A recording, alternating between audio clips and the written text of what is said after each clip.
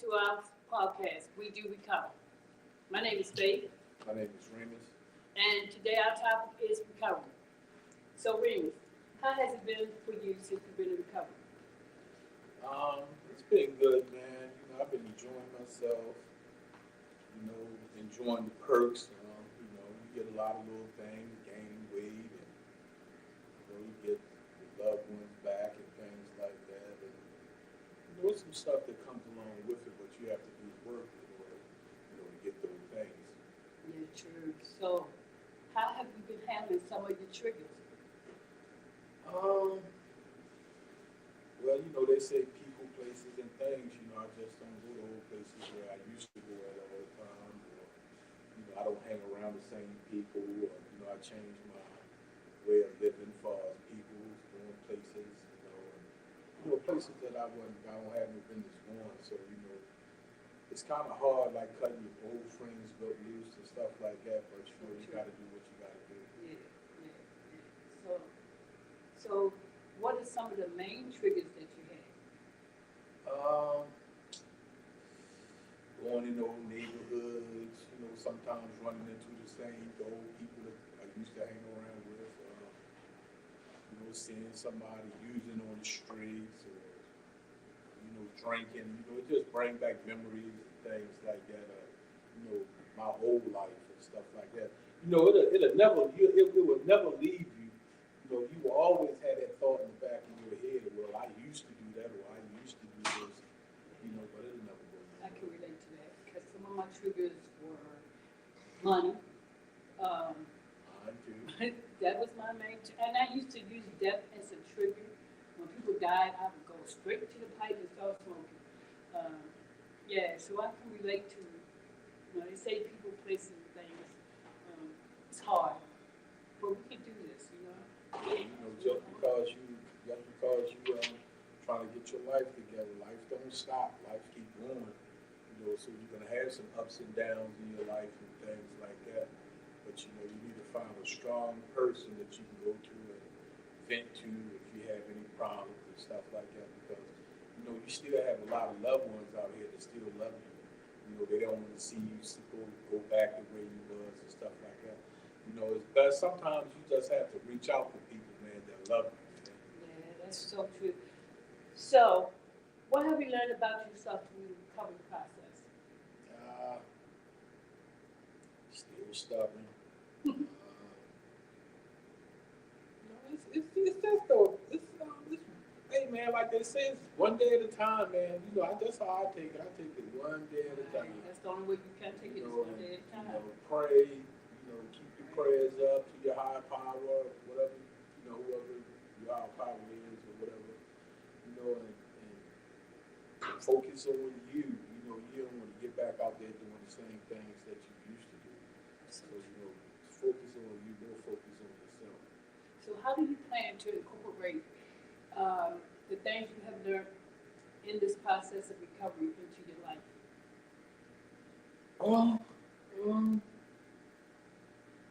One thing I can tell you, it teach you how to be humble. I ain't as anxious as I used to be. It's those type of things.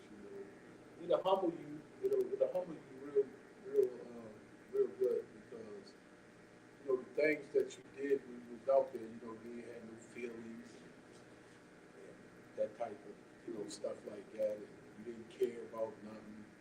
But like I said, once you started getting into recovery, getting months and years and stuff clean and stuff like that, a lot of your senses and morals and stuff started to come back to you. So eventually you'll be alright. Okay. So, Remus, who are some of your key support in your process of recovery? My wife was a big support in my recovery. She stuck with me from day one all the way up to now. She's still my biggest supporter. I don't let her down because I love her. The church was a big support of my recovery. You was a big supporter of my resource of my recovery. if you trying to recover from this thing and get your life back on track or something like that, go to some of your people that you know that love you and ask them, let them know that you want to go into a rehab and you want to stay this long, or go in there and stay for a few months, stay some months, 6, 7, 6, 8 months or a year or something like that. But if you kind of weary or going in there, go to some of your family members that have your back and ask them, can they be your support system while you in there, because you want to try to get yourself together. Just, or if you don't want to do it by yourself, go ask for some help. Okay. So a lot of people are afraid to go into recovery because they don't like the blackouts, they don't like the what is it, the 30 days that they give them to recover. So what would you tell them? You can do 30 days on the street getting high. You can do 30 days in recovery. Without getting high. It's all depending on what you want to do with your life. So 30 days ain't nothing to do on blackout. You can do it. You need the rest anyway. So here's a hypothetical question to you. If you were to go back out, would they be even coming back for you?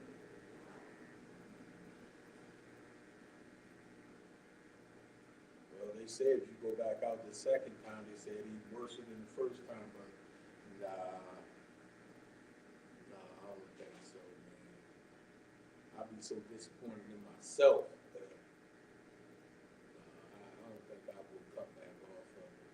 I probably just wither away out there, man. But I praise God that keep me safe and steadfast, so I don't have to put myself in that predicament or put my family in that predicament to go back out there and do that. But no, if I go back out there, it ain't no coming back from there. And I can relate to that because I said the same thing to myself. For me, it would be, wow, the fear of that one hit taking my life.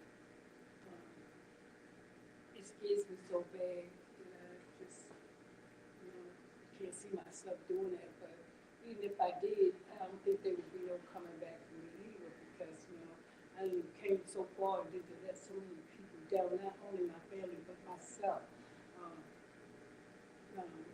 But I know so many of us have tried, and we have failed. But it's those that keep trying and that can pick themselves up and try again. Nothing beats a failure but a try. As long as you keep trying to get this right, eventually one day you will say enough is enough and you will get it right. Don't ever give up on yourself. And more, if you have a God or a higher power or whatever you want to call him, pray to him and, ask him for forgiveness and those type of things. And ask him for help. Ask him to send somebody your way to help you go through this or, to help you through this process. Because you can get over it. You can get healed. It's up to you. So, as we talk about recovery, I'm reminded of a saying that said, "This battle is not yours, it's the Lord's." We wasn't born addicts. This is something we chose to do. I don't knock nobody for getting high or not able to recover. I just encourage you to stay uplifted with yourself and stay prayed up. You can do this, but just take one day at a time, 1 minute, 1 second at a time. As long as it takes you to go out here and buy that stuff and put that stuff in, you can take that 1 minute, just sit back and think about your life. How good and how better your life could be. Yeah, like she was saying, this is not God's choice, for you to suffer like this. This is your choice that you made, to do these type of things. So it's your choice to go back to him and ask him for forgiveness and ask him to heal you. You have a choice. You made your choice, so you made the wrong choice. You know, sometimes it don't hurt to repent or go back and ask for forgiveness. Let them know that you messed up, and start over. You can start your life over. Start over. It's never too late. I have a question for you. Before you got to where you are now, were there any regrets that you had? As far as like what? As far as when you were out there, is there anybody that you had harmed that you wish that you hadn't? Man, I did stuff to a lot of people. My wife, my children, my mother, my sisters. You hurt a lot of people. Going down this road, you hurt a lot of people, man.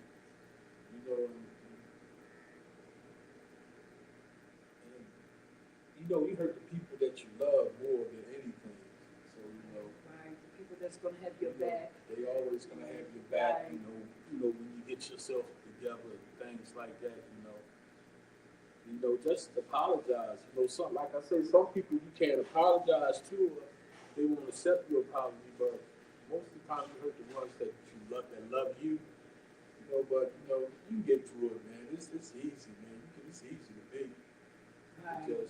Right. Yes. But I've also learned in this process, you cannot get claimed for your wife, your children, your pastor, your friends, anybody. You have to do this for yourself. Right. It's about you loving on yourself, wanting to do better for yourself. Right. Anybody can walk you in there, but at the end of the day, you sitting there by yourself. You look in the mirror, you see yourself, you carry you wherever you go.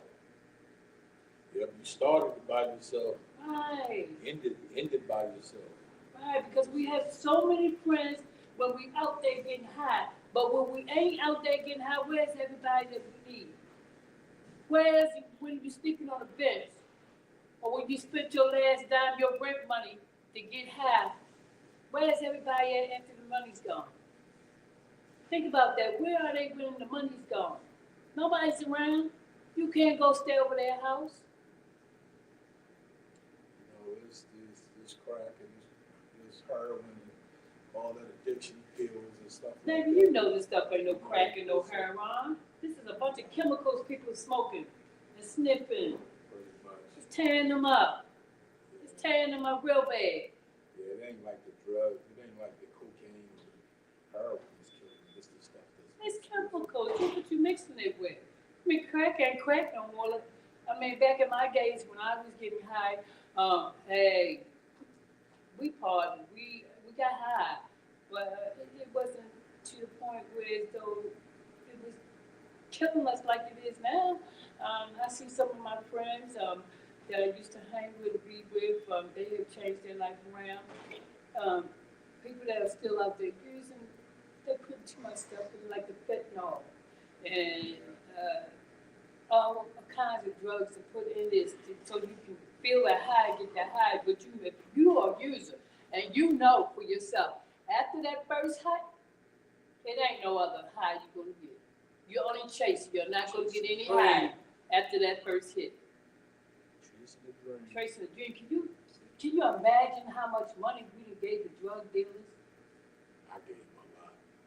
Can you imagine the cars and the houses and the trips and jewelry have bought them? Yeah. But that's our dumbness, man.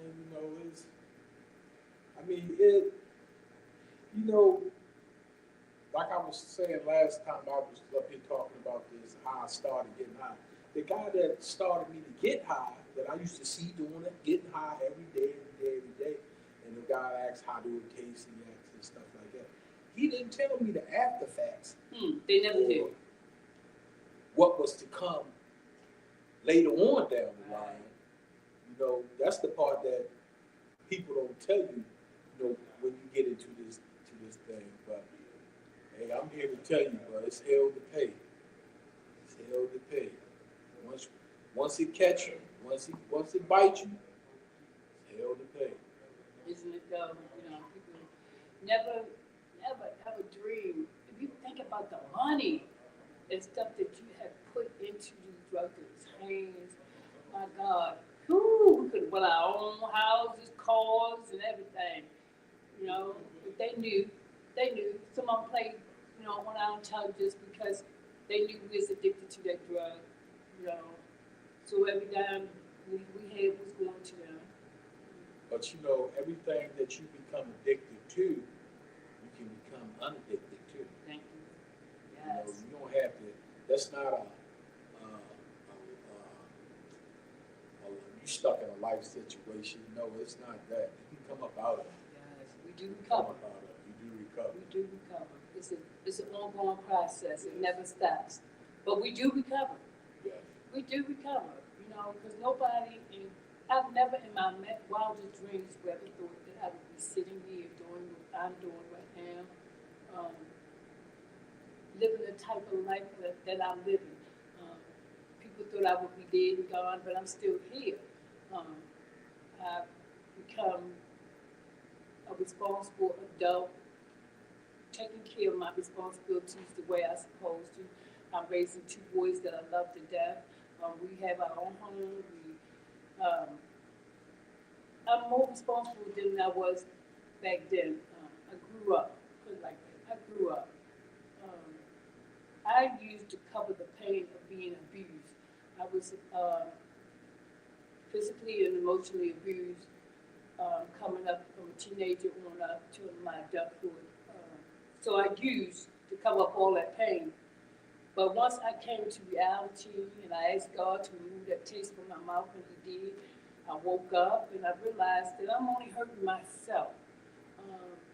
I'm not just only hurting myself, I'm hurting my family and the people that cared about me. So yes, I wanted to stop. I was done. I was tired. I would have been out there 30-some years. I was tired. Yeah, that's a long time. You know, I was up there for like 32, so Yeah. you know, that's a long Yes. time, man. And that time go fast. Right. You know, my life had went before me so fast. You know, I was, phew. Yeah. My kids were grown. I had grandchildren, you know, but if I could go back, God, I don't think I would change anything because it was a learning experience for me. It taught me a lot. I wouldn't change nothing. It You know, taught me a lot.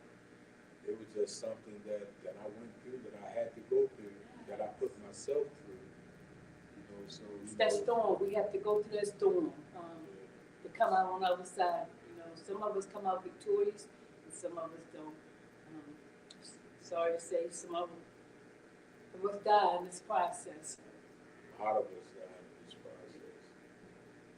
You know, so it's lost a lot of people in this drug game, man. One thing I can say, these streets is undefeated, man. So if you have a family, you have children, you have loved ones that's still out here that's willing to accept you back into their lives, you know, man, go ahead and get yourself together. Please. Go ahead on back home, man. Please. There ain't nothing left out here. We get too old.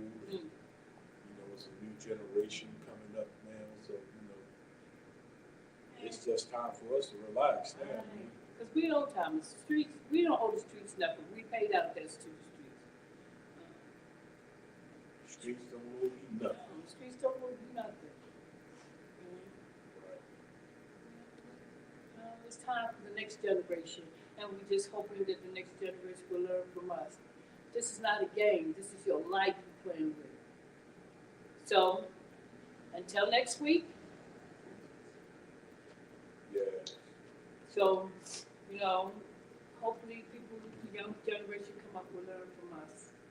This is not a game. This is your life you're playing with. Yeah, you know, this you know, the crack era, man, was one of the biggest. It was a disaster, man. When that thing hit in the 80s, it was a disaster. You know, it took a lot of people. And it also addicted a lot of people. You know, a lot of babies was Babies, born off yes, that. yes. You Yeah, know, very good babies. And how are babies? Ooh. Put down days, this stuff they putting in it. it's killing us. You know, I watched so many of my friends die from fentanyl overdose, or it's just unbelievable. Yeah, I seen a lot of too.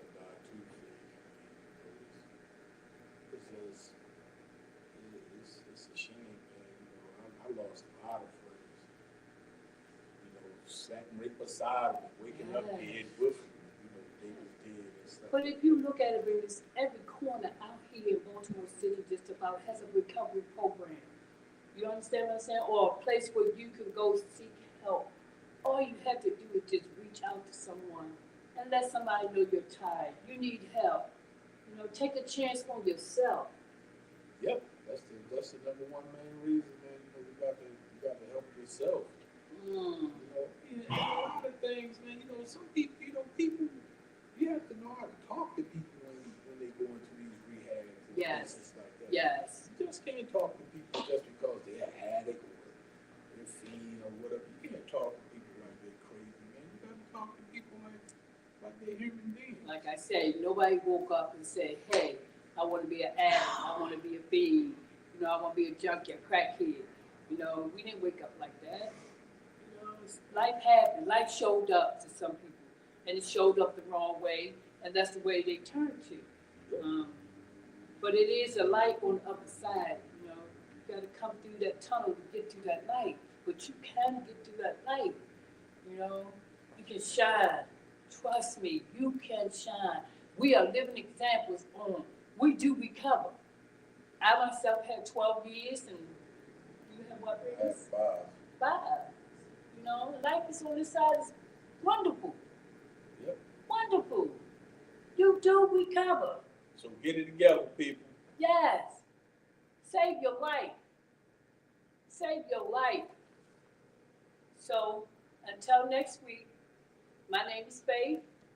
My name is Remus. And we do recover. See you next week, everybody. Bye-bye.